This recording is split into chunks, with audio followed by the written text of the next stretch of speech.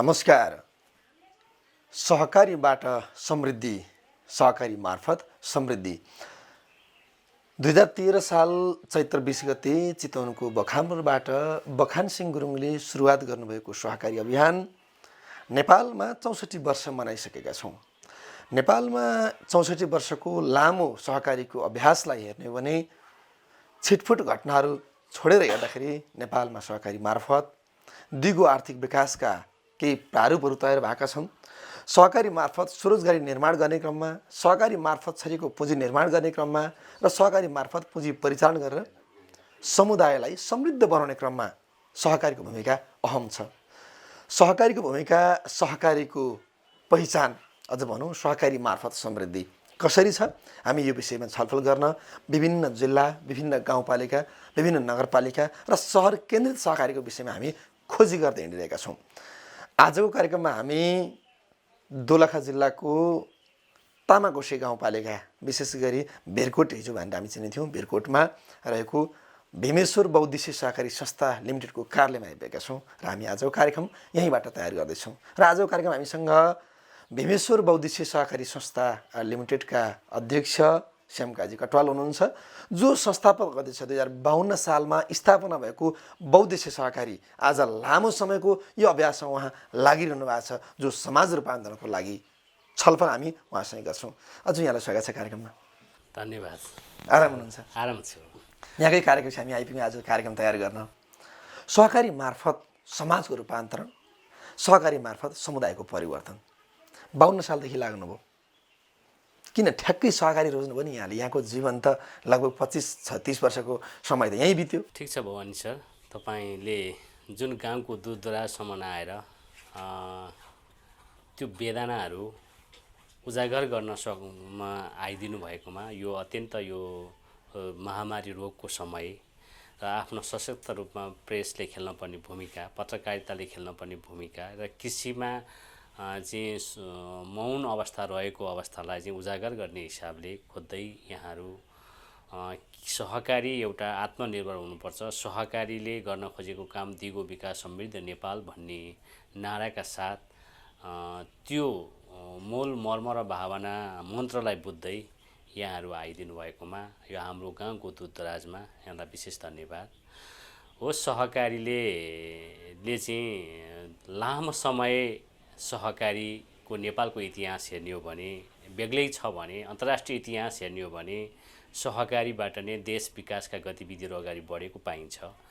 र नेपालको स्थितिलाई हेर्दाखेरि जब सहकारी धेरै पहिला पनि जानेर नजानेर चल्दै आएका हुन् सहकारी, र प्रजातन्त्र आए पश्चात भन्दा पनि अगाडि पञ्चायतकालमा नि राणा शासनकालमा पनि त्यो विभिन्न गुठीको नाम अथवा विभिन्न किसिमका नाम, हरेक कुराले गर्दा एक आपसमा सहयोगी गाउँघरमा भनेको एउटा औपचारिक संस्था नभए तापनि सहकारीको एउटा मर्म अनुसार चाहिँ चलेकै हो। र त्यसले मान्छेलाई अनुशासन पनि बनाएको थियो। मान्छेमा एउटा सिस्टम, हरेक कुरा धर्म कर्ममा पनि त्यो एउटा सहकारी नै लुकेको हुन्छ। र गाउँको समाजलाई हरेक कुरामा मान मर्यादामा एउटा आधार गर्न पर्ने सबै कुराहरू सहकारीले पाठ सिकाउने हो। सहकारी एउटा बचत तथा ऋण वित्तीय कारोबार मात्रै होइन, सहकारीले मानवीय स्वभावलाई चाहिँ हरेक कुराको परिवर्तन गर्दै सभ्य र एउटा सांस्कृतिक रूपमा हरेक कुराको एउटा परिवर्तन ल्याउने नै सहकारीको मूल मर्म नै हो भन्ने मलाई लाग्छ। त्यसैले ती किसिमले हुँदै आउँदाखेरि सहकारी यो किसिमले चलेको सहकारी अहिले यो 40 वर्षभन्दा पछाडि फर्केर हेर्ने हो भने नेपालमा सहकारी त्यो कानुनी रूपमा नचले पनि नेपाल आत्मनिर्भर थियो, कृषिमा आत्मनिर्भर थियो, हरेक कुरामा आत्मनिर्भर थियो। नेपालले अन्तर्राष्ट्रिय क्षेत्रसम्म कृषिका उत्पादन पठाउँथ्यो भने ती कुराहरू बिस्तारै अब कुन रूपले आधुनिक परिस्थिति अनुसार, समय अनुसारको परिचालन गर्न, उपयोग गर्न, यान्त्रिक विधि प्रयोग गर्न त्यो दिगो व्यवस्था नभएको कारणले खासै गति कृषि क्षेत्रमा नलिएको अवस्था छ। र वित्तीय क्षेत्रमा हेर्ने हो भने सहकारीले हिजो एउटा साहु महाजनका पैसा चाहिँ को लागि चाहिँ विभिन्न किसिमको चाहिँ अब खेताला दिने, के गर्ने, सारा कुरा गर्ने चाहिँ साहुको एउटा दास बन्नुपर्ने त्यो किसिमको प्रवृत्ति, चर्को ब्याज तिर्न नसके बापतको घरबार चाहिँ लिलाम भएको स्थिति छँदै थियो। त्यसलाई चाहिँ एउटा हरेक कुरा जब कि प्रजातन्त्र आइसके पश्चात यहाँले अघि नै भनिसक्नुभयो चितवनको बखान सहकारीको उदाहरण लिनुभयो त्यो जसरी एउटा किसिमले एउटा इतिहासलाई यसले एउटा गति लिँदै यो अवस्थामा अहिले त्यहाँ आएको छ र तिनै कुराहरूलाई सिक्दै र त्यो पनि एउटा सङ्कट र पीडाबाट उत्पत्ति भएको विषय भएको हो जहाँ समस्या त्यहाँ सहकारी हो। हामी गाउँघरमा पनि यसो हेर्दाखेरि जहाँ समस्या भयो त्यहाँ हामी ठेस लाग्दा आमालाई सम्झिन्छौँ होइन, एउटा ठेस आइया आमा भन्छौँ।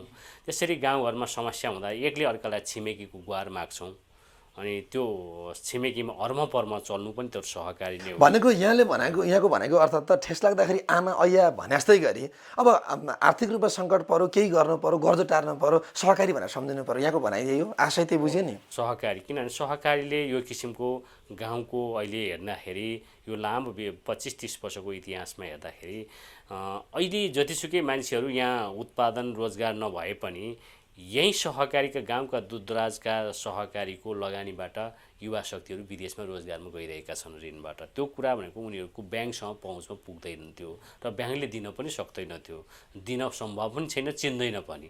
गाउँका कोही हिजो एउटा गरिबको छोरो सारा कुरा कसैले नपत्याएको मान्छे पनि सहकारीको ऋण लगानीबाट ऊ एउटा अहिले खाडीको मुलुकमा जाओस् अथवा युरोप कन्ट्रीमा जाओस्, अमेरिका जहाँसुकै जाओस्, ऊ एउटा आफ्नो हैसियत बढाउने ठाउँको भएको छ। र हिजो तपाईँको उठ्न नसकेकालाई, हिँड्न नसकेकालाई, गुड्न नसकेकालाई, उड्न नसकेकालाई सबै काम सहकारीले गर्दै आएको छ। र अब यो सहकारीले एउटा परिवर्तन ल्याएको चाहिँ म धेरै देख्छु, किनभने देश विकास पनि एउटा विदेशी रेमिट्यान्स जसरी भित्रिएको छ त्यो सहकारी मार्फतै भित्रिएको छ। सहकारीको लगानी त्यो युवा शक्तिलाई भएको छ।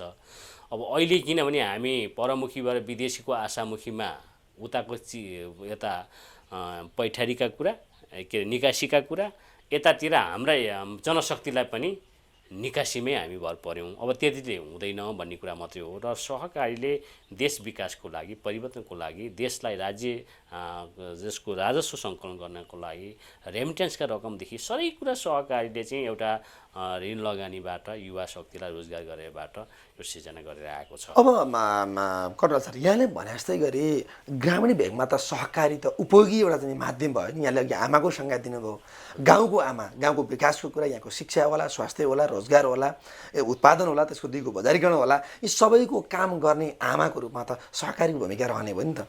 अब यी भूमिका रहने भन्दै गर्दाखेरि नेपालमा यत्रो 64 वर्ष लामो इतिहास हेर्ने भने समय त कालखण्ड त पार भयो, तर परिवर्तन अझै पनि हुन सकेको छैन, चुनौती त छ नि त। फेरि त्यो परिवर्तन के भने यतिले मात्रै प्राप्त होइन, सरकारले पनि अहिले दिगो विकास समृद्ध नेपाल आत्मनिर्भर भन्ने कुरा नारा ल्याएको छ, 3 खम्बे अर्थनीति ल्याएको छ, निजी क्षेत्र, राज्य र सहकारी, तर व्यवहारमा लागू गर्न सकेको छैन। किनभने नेपाल एउटा कस्तो हो भने तपाईँको जल जमिन जङ्गलले भरिपूर्ण भएको भूभाग भएको ठाउँ हो। तपाईँ जो कोही हो, तपाईँले नेपालको जुनसुकै ठाउँमा जानुभयो, जेसुकै हो, अन्तर्राष्ट्रिय क्षेत्रमा पनि पुग्नुभयो होला, सुन्नुभयो होला, तर यो नेपाल जस्तो स्वर्ग ठाउँ कहीँ पनि देखिँदैन। यहाँ जब कि पाइलाले किन्दा प्रत्येक ठाउँमा सुनै सुन्छ, किनभने हामी सुन निकाल्न सक्ने हाम्रो स्रोत साधन छ। तपाईँ हेर्नुहोस् यो अब यो तपाईँ दुबई हेर्नुहोस्, अब के अरे साउदी अरब जुनसुकै ठाउँको कतारमा हेर्नुहोस्, त्यहाँ अब इजरायलतिर जाने युवाहरूसँग सोद्धाखेरि बाहिरको माटो ल्याएर उत्पादन गरेर पानी पनि अझ त्यो पनि हेलिकप्टरमा बोकेर लिएर आएर सिँचाइ गर्ने ठाउँ गरेर अनि उनीहरूसँग हामी सामान किन्छौँ। उनीहरूको कृषि यन्त्र त्यो किसिमले पुगिसक्यो भने हामी चाहिँ कहाँ छौँ भने हामीलाई यो भिजन र चिन्तन दृष्टिकोण नभएको राज्यको निकाय हो कि जस्तो पनि लाग्छ। किनभने बजेट मात्रै गरेर कार्यान्वयनमा ल्याउनु पर्यो। कार्यान्वयनमा ल्याउने कुरामा इच्छा शक्ति जसले जाहेर गर्छ त्यो शक्तिसँग हातेमालो गर्न राज्य अलिक कन्जुसाइ कतै भुलेको हो कि जस्तो लाग्छ। भन्नु यता कता त राज्य आफै राजनीतिक खिचतानीमा अझै पनि राजनीतिक आन्दोलन लडाइँमा सरकार छ भनिसकेपछि अथवा चाहिँ राजनीतिक दलहरू छन् भनेपछि परिवर्तनको लागि त यहाँले सोचे जस्तो अपेक्षा गरे जस्तो त ठ्याक्कै नहोला नि त। फेरि होइन, त्यो राज्य त्यो किसिमले जानु हुँदैन। यदि यो देश किन पटक पटक राजनीतिक आन्दोलन त समाप्त भयो नि, अब विकास र आर्थिक समृद्धिको आन्दोलन भनेर राज्यले नारा ल्याएको होइन र? हो, भनेको नागरिकको तर्फबाट एउटा गाउँमा बसेर यहाँले अपेक्षा गर्ने भनेको त राज्यबाट त प्रत्यक्ष रूपमा लाभ लिने गरी काम हुनुपर्छ भन्ने हो नि त। त्यो हो, किनभने राज्य बिस्तारा आउनुपर्छ। किनभने यो संसारले मुलुकले मानव संसाधनले चाहिँ राम्रो सिस्टम परिपाटी सुशासन र दिगो विकास खोजेको छ। जब दिगो विकास जबसम्म हुन सक्दैन तबसम्म राज्यले सुख पनि पाउँदैन र खिचातानीहरू पनि आफ्नै किसिमले पाखा लाग्दै जान्छन्। किनभने खिचातानी ढाँट्नु छलकपट गर्नु भनेको क्षणिक समय हो। किनभने मान्छेले पत्याउने कुरा समय हुन्छ, समयअनुसारको प्रयोग गर्न जान्नुपर्छ। प्रयोग गर्न नजानेको हो कि भन्ने लाग्छ र समय आउला त्यो चाहिँ। किनभने आम रूपमा म जनता र किसानको बिचमा अब पब्लिकको बिचमा कसरी सेवा गर्ने र कसरी परिचालन गर्ने भन्ने कुराको लागि परिचालन गर्ने तरिका नजानेर नि यो भएको होला। र अहिले के छ भने यहाँ धेरै मान्छे बेरोजगार छन्, साह्रै गफ लाएर 10 थरी कुरा हाँकेर एउटा मात्रै आफ्नो व्यवहार चलाउने परिपाटी चलिरहेको छ। त्यो किसिमले गर्दा बिग्रेको। जहाँ मान्छे व्यस्त छ, जहाँ व्यावसायिक छ, त्यो मान्छेलाई फुर्सद पनि हुँदैन, केही पनि हुँदैन। ऊ एउटा अनुशासित रूपमा चल्न चाहन्छ। यही हिसाबले मेरो भनाइ के भने अब जबकि सहकारीहरूको इच्छा शक्ति जहाँ सहकारीले गर्न खोज्छ त्यो सहकारीसँग चाहिँ हातेमालो गर्न राज्य हुनुहुँदैन। मलाई लाग्छ राज्य के हो भने अभिभावक हो। राज्य भनेको बाउ आमा जस्तै के हो। बाउ आमाले जब छोराछोरीलाई चाहिँ हुर्काएर एउटा यौन अवस्थामा चाहिँ नपुर्याउनु जलसम्म उसको दायित्व रहिरहेको हुन्छ। त्यसपछि बाउ आमालाई कसरी पालन पोषण गर्ने त्यो छोराछोरीले सम्झिने कुरा हो। भनेको त बाउ आमा र छोराछोरीको सम्बन्ध जस्तो सरकार र सहकारीको सम्बन्ध बन्नुपर्छ यहाँको आशय।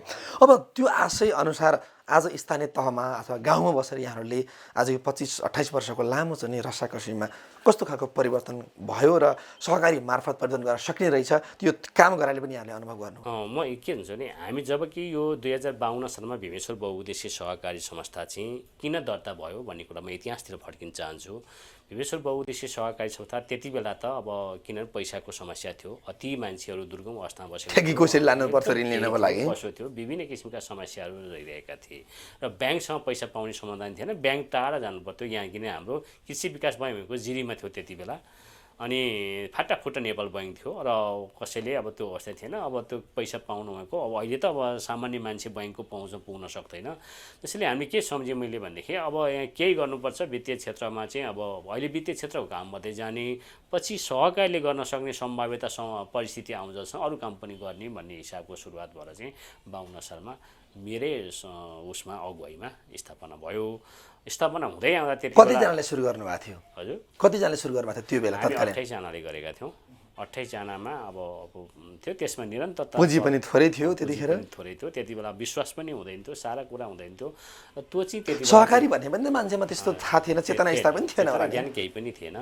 यी विभिन्न किसिमका समस्या थिए। समस्या भने अहिले त अब विभिन्न किसिमको अब यो एकले अर्कालाई आक्षेप लाउने हाम्रो परिपाटी छँदै नै छ, यो झेल्नु नै पर्छ। त्यति बेला विभिन्न किसिमका समस्याहरूलाई झेल्दै हामीले चाहिँ अब आफ्नै अगुवाई किसिमले आफैले पसल चलाउँदै के गर्दै साइड व्यवसाय गर्दै सहकारीलाई चाहिँ एउटा मूल पेसाको रूपमा सहकारीलाई चाहिँ एउटा सेवाको रूपमा सम्झेर ल्याउँदै आउँदाखेरि अब यसले गति लिँदै जायो। त्यसपछि अब मैले चाहिँ मेरै अगुवाईमा चाहिँ दुध सङ्कलनका कुराहरू, किसानलाई चाहिँ दुध गर्ने, गाई किनिदिने, पशुपालन ल्याउने, सारा कुरा गर्ने, विभिन्न अब चाहिँ बायोग्यासका कामहरूबाट चाहिँ अब सुधारिएको चुलो, विभिन्न किसिमका कुराहरू, यी विभिन्न किसिमका सम्भाव्यता के रहन्छ सक्ने सम्भाव्यताहरूलाई गर्दै आउँदाखेरि हामीले वित्तीय क्षेत्रको मात्रै काम गर्दै आयौँ बहुउद्देश्य भएको हुनाले। बहुउद्देश्य बापत गरे बापतको हिजो कसैले नपत्याएका सामान्य मान्छेहरूले पनि अहिले उनीहरू अहिले हाम्रो पैसा लगानीबाट अत्यन्त गरिबका छोराहरू, कसैले घृणा गरेका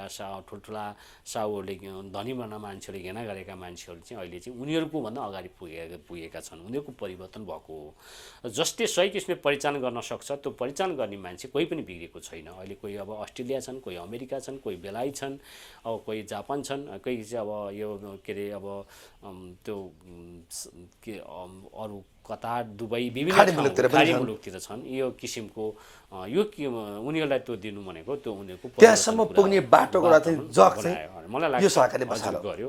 र किनभने हिजो कसैले मलाई लाग्छ भने उठ्न नसकेकालाई उठाएको छ, हिँड्न नसकेकालाई सहकारीले हिँडाएको छ, गुड्न नसकेकालाई गुडाएको छ र उड्न नसकेकालाई बोल्न नसक्नेलाई पनि एउटा चाहिँ बोल्न भएको छ। आमूल परिवर्तन भएको छ। जबकि अब अहिले हामी उत्पादन क्षेत्रका कुरा गर्दै जाँदाखेरि उत्पादन क्षेत्र त परिस्थिति बन्दै आउनुपर्छ। एक्कासी उत्पादनमा गर भनेर चाहिँ लगानी गर्दै जाँदा पनि पैसा हुँदैन। र अहिले मान्छेहरूले अब काठमाडौँको सहरमा होस्, अब सदरमुकामको ठाउँ ठाउँमा 3 आना 4 आना जग्गा किन्ने, आफ्नो त्यो जग्गाको भ्यालुएसन उनीहरूको कहाँ पुगेको छ त्यो परिवर्तन भएका छन्। त्यो किसिमको धेरै धेरै परिवर्तन भएको छ। एउटा शैक्षिक क्षेत्र परिवर्तन भएको छ, हरेक कुरामा परिवर्तन भएको छ, शिक्षा क्षेत्र मतलब कि स्वास्थ्यमा परिवर्तन भएको छ, उनीहरूको आफ्नो परिवारको जीवनको परिवर्तन भएको छ। जसले पैसालाई पहिचान गर्छ त्यस्ताको भएको छ।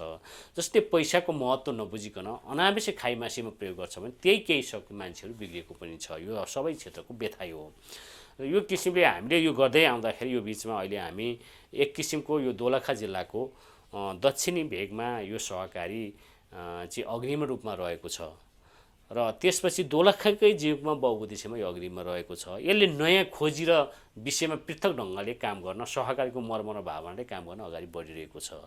त्यही भावना बुझे बापत वित्तीय क्षेत्रले मात्रै हिजो जहाँ समस्या त्यहाँ सहकारी, जहाँ समस्या थियो हिजो पैसाको समस्या, पैसालाई परिचालन गर्दै पैसाकोबाट चाहिँ वञ्चित नहुने अवस्था हामीले भीमेश्वरले पनि एउटा गरेको छ अरू सहकारी मध्येमा।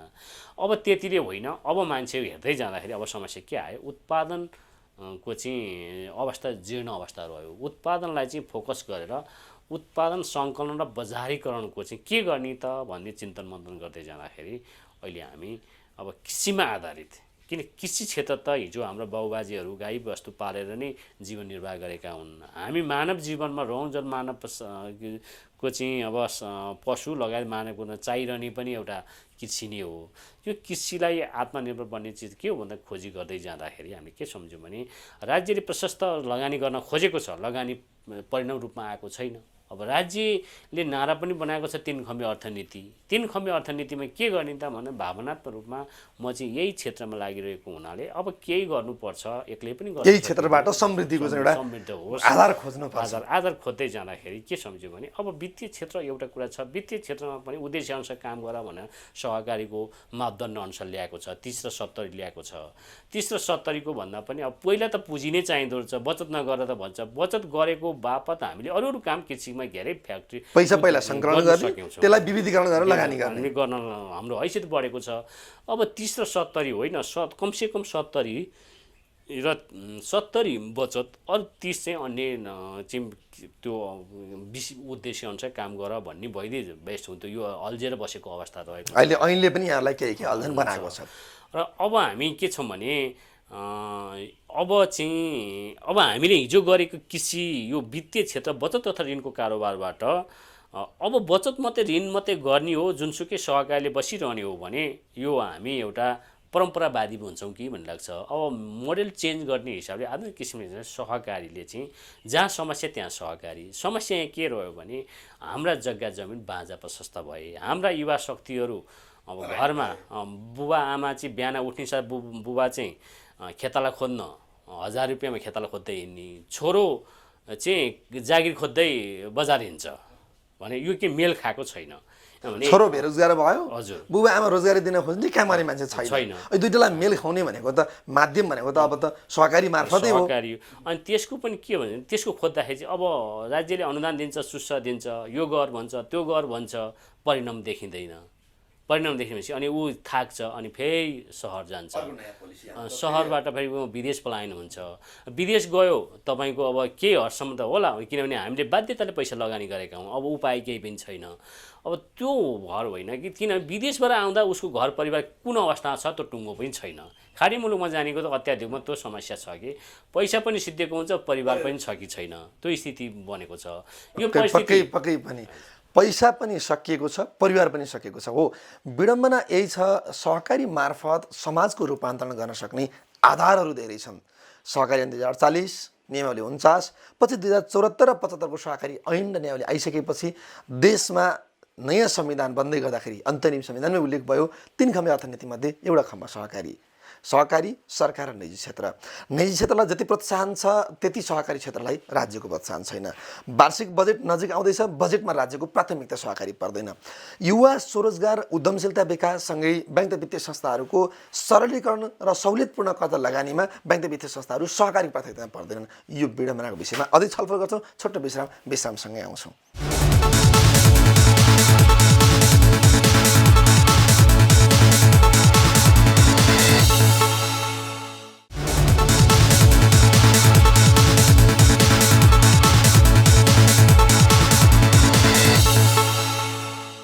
छोटो विश्रामसँगै स्वागत छ कार्यक्रम सहकारी मार्फत समृद्धिमा।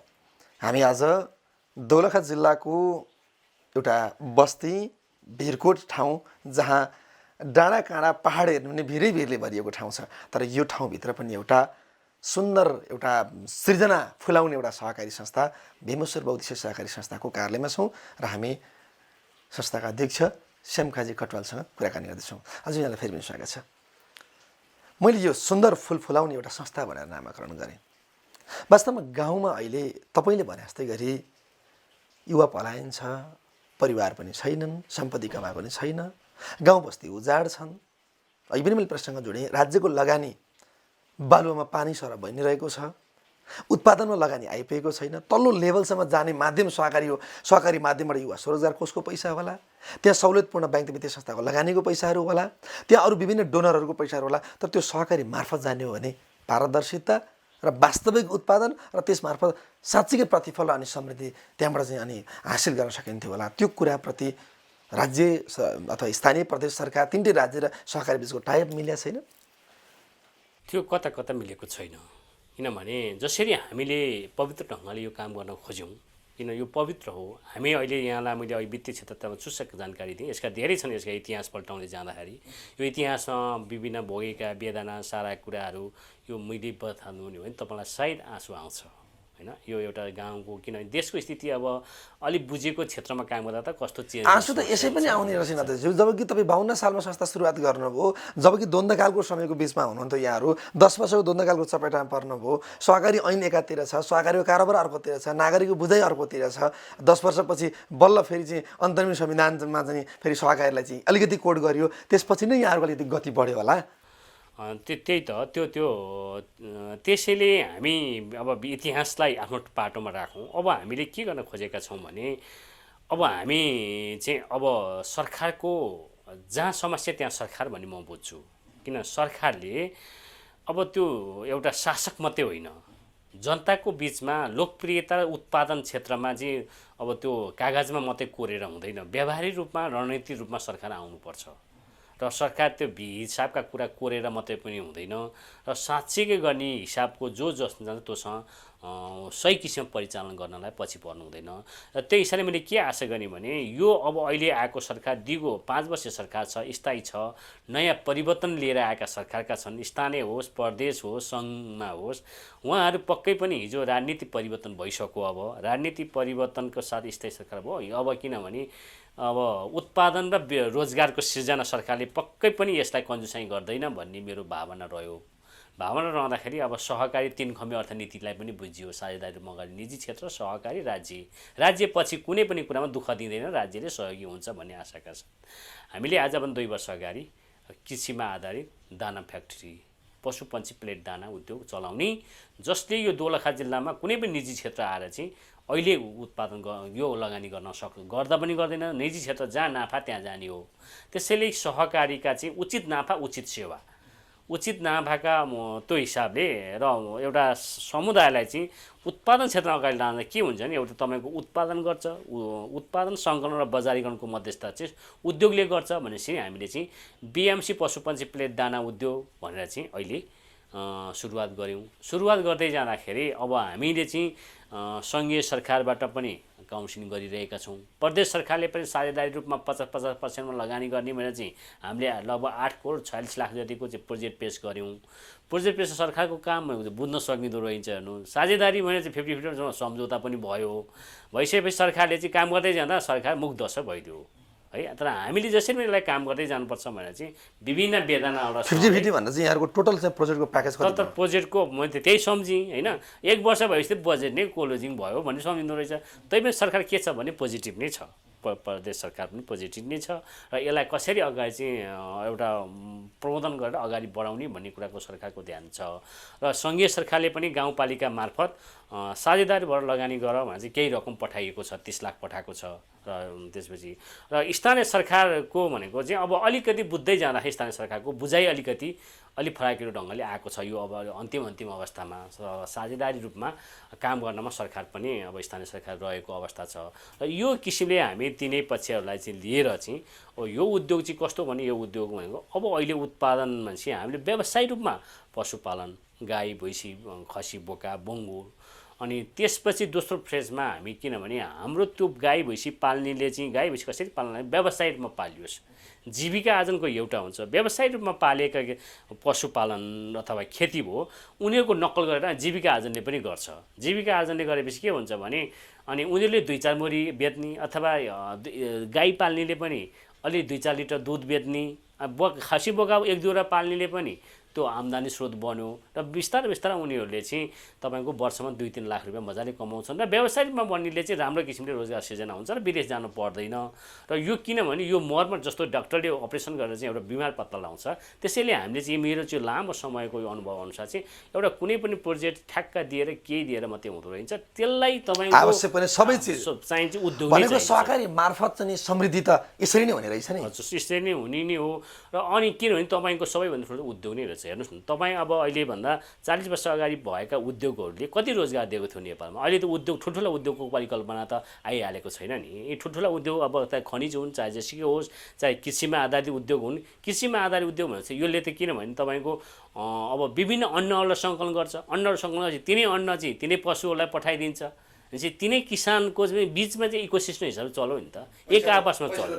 त्यहीँ पैसा किन हामी कसैको आशामा अनि तपाईँ कस्तो उत्पादन गर्ने भनेपछि अर्ग्यानिक विधि उत्पादन गर्ने अर्ग्यानिक विधि दिन सक्यौँ गुणस्तर दिन सक्यौँ। कहाँदेखि इन्डिया बङ्गलादेशदेखि अहिले हामीले मकै ल्याउनु परेको छ होइन। त्यो किनभने अब तराईमा बिस्तारै कृषिको माहौल बढिरहेको छ होइन। अब यस्ता भनेपछि अब हाम्रो दोलखा रामेछाप यी पहाडी भूभाग चाहिँ कहाँ सम्भावित ठाउँ छ आसपास जिल्लालाई तिनीहरूलाई उत्पादन फोकस गरौँ न। तपाईँ लेखमा हुने जौ गहुँ ती ठुल्ठुला गराहरू छन् त्यसलाई पनि यान्त्रिक विधिबाट खेती गर्न सकिन्छ। तिनीहरूलाई चाहिँ तपाईँको 40-50 रोपनी 100 रोपनी युवा शक्ति इच्छा शक्ति भएकालाई तिनीहरूलाई परिचालन गरेर चाहिँ साझेदारी रूपमा कसरी लगानी गर्ने भनेपछि चाहिँ तिनीहरूलाई चाहिँ बाली बिमा पशु बिमा अनि सहुलियत दिन सारी गरियो भने त पक्कै पनि मान्छेले गर्छ उत्पादन गर्छ उद्योगले लिन्छ। हेर्नुहोस् अनि उत्पादनको चाहिँ उनी किसानहरूले लान्छन्। त्यसपछि किन एउटा परिवर्तन भनेको चाहिँ कृषिमा जसरी हाम्रा पहिलाका जग्गा जमिन बाजा थिएन बाबुबाजे जसरी खोजेर खाएका थिए त्यो किसिमको सिस्टम चाहिँ आधुनिक किसिमको खेतीबाट चाहिँ हाम्रा युवा शक्तिले गर्छन्। हाम्रा करेसा बारी जग्गा सबै बाँझो रहँदैनन् भन्ने मेरो धारणा छ। जब यो उद्योगको लागि चाहिँ हेर्नुहोस् न अब अन्न बाली सबै चाहिन्छ है। अन्न बाली अन्न मान्छेले कोदो उत्पादन गर्छ फापर उत्पादन गर्छ जौ उत्पादन गर्छ तोरी उत्पादन गर्छ। तोरी तपाईँको किनभने पिना बेच्छ तोरी पछि उनीहरूले मौरी पालन गर्छ सारा कुरा गर्छ। हामीले उत्पादन यसको अर्थ त भनेको हामीलाई आवश्यक पर्ने सबै खाले चिज त यही उत्पादन भयो नि त। तपाईँले भन्नुभयो तोरी भन्नुभयो त्यहाँ तोरी भएपछि उता तेल पनि भयो यता पिना पनि भयो अर्को मौरी पनि पालन भयो। सामान्यतया कोदोको रूपमा त्यत्तिकै हेरौँ पशुलाई घाँस पनि भयो कोदोको दाना पनि भयो धानको रूपमा त्यत्तिकै खाना पनि भयो पशुलाई घाँस पनि भयो भन्दाखेरि त पशुपालनदेखि लिएर हामीलाई आवश्यक पर्ने अन्न खानादेखि लिएर उद्योगलाई आवश्यक पर्ने र मेटेरियल्सदेखि सबै कुरा तयार भयो भने अनि किन विदेश चाहियो त सहर किन चाहियो त। अब यो कुरामा हामी ठ्याक्कै यहीँनिर आउँदैछौँ। अब हामी कार्यक्रम अन्तिममा छौँ कि सहकारी मार्फत समृद्धि हाम्रो उद्देश्य नै हाम्रो कार्यक्रमको मूल मर्म नारा पनि यही हो र हाम्रो अभियान पनि यही हो। सहकारी मार्फत समृद्धि त रहेछ नि त। अब हामी अझै चुकेका र हराएका कहाँनिर छौँ त हाम्रो चुरो विषय कहाँनिर छ त। चुकेको कहाँ छ भने अब सम्भाव्यता छ र हुन्छ र भन्ने कुरा एउटा डर र त्रासका कुरा मानसिक सोचाइमा हाम्रो कम छ। मानसिक सोचाइ किन कम छ भने नि हामी सबैले नेपालका अब नीति निर्माण गर्ने मान्छेहरू नपुगेको ठाउँ कहीँ छैन नदेखेको कहीँ छैन हरेक कुराको विज्ञ नै हुनुहुन्छ। किनभने यहाँ के सम्भाव्यता छैन भन्ने कुरा चाहिँ यहाँ चाहिँ हुन्छ र किनभने अब यहाँ पहाडमा चाहिँ अन्याय हुँदैन किनभने तराईकै भर पर्नुपर्छ सारा कुरा गर्नुपर्छ यो सम्भाव्यतै छैन भने जहाँ समस्या त्यहाँ सहकारी यो समस्या छ। यो समस्याको लागि चाहिँ उजागर गर्नको लागि सहकारीले बाटो खोजेको छ। यो समस्यालाई समाधान गर्नलाई जसरी हिजो पैसाको समस्या थियो परिचालन गर्यो अब उत्पादन क्षेत्रलाई चाहिँ किनभने फोकस गर्नुपर्छ।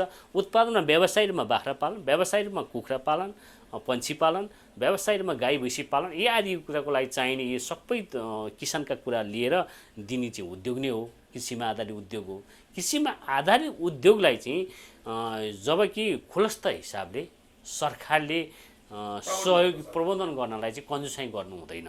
किनभने हामी थकित छौँ हामीले यसरी गर्न खोजेको कुरामा चाहिँ सरकारले अत्यन्त एउटा स्याबासीको पात्र रूपमा सम्झिँदै यसलाई चाहिँ प्रबोधन गर्नको लागि चाहिँ स्रोत साधन छ। नारा जस्तै व्यवहारमा ल्याउनको लागि व्यवहारमा ल्याउनको सुखी नेपाली समृद्ध नेपाल भन्नको लागि व्यवहारता तयार गर्नु गर्नुपर्छ। र हामीलाई चाहिएको अहिले के भने हामी अब अहिले हामीले चाहिँ उत्पादन गरेर पशुको उत्पादन गरेर देखाइरहेका छौँ। अब केही समयपछि पन्छीको उत्पादन गर्छौँ। अनि हामी के चाहन्छौँ भने व्यवसायिक रूपमा चाहिँ गाई भैँसी पाल्नलाई एउटा पाठै लिएर जान्छौँ, सहकारीको शिक्षा लिएर जान्छौँ। विभिन्न सरकारका निकाय एनजिओ आइएनजिओ सबै त्यहाँ एउटा सिङ्गो समुदाय एउटा गाउँ टोलै लाग्ने भयो नि। हामीलाई नगर, किनभने उद्योग एक सस्पेन्ड भइसकेपछि त किसानको बिचमा गएर लगानी, किसानको यसलाई चाहिँ लगानी गरिदेऊ, किसानलाई चाहिँ हामीले बिमा गरिदिउँ, चाहिँ बाली बिमा पशु बिमा गरिदिउँ, सहुलियत ऋण उपलब्ध गराइदिउँ। उत्पादनको बजारीकरण गरौँ। ब्याङ्कले ऋण दिन नसकेको अवस्था छ, किन हुने परिस्थिति त्यस्तै भइरहेको छ। त्यो परिस्थितिलाई चाहिँ अनुकूल बनाउनको लागि हामीले सहजी किसिमको भूमिका खेल्नलाई हामी एउटा पुल बन्न खोजिरहेका छौँ। हामी यो पुल हौँ।